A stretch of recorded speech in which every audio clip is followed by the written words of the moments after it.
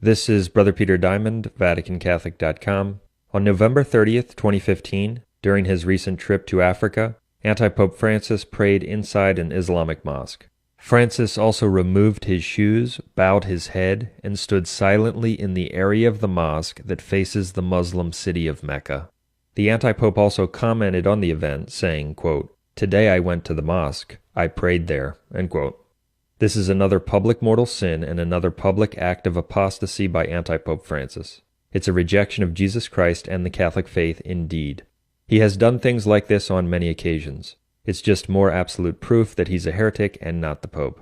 Concerning actions like this, St. Thomas Aquinas taught, quote, "If anyone were to worship at the tomb of Muhammad, he would be deemed an apostate." End quote.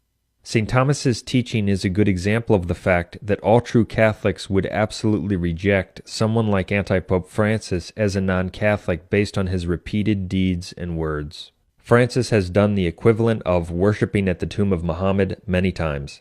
He is an apostate.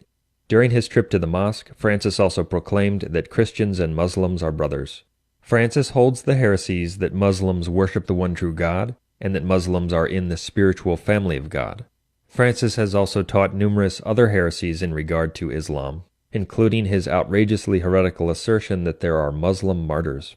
That's an astounding denial of defined Catholic dogma.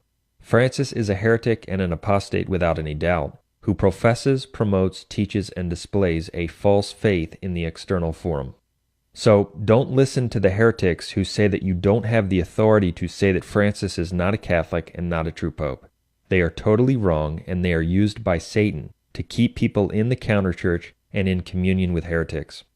The truth is that you are not only permitted to reject Francis as a heretic, you are required to do so. According to Catholic teaching, you are forbidden, under pain of grave sin and heresy, to profess communion with a man like Francis. That is, with one who professes a false faith and teaches notorious heresies in the external forum. To do so is to sin against the faith and deny the Church's unity of faith. It is also to lead people to a wolf who will devour them.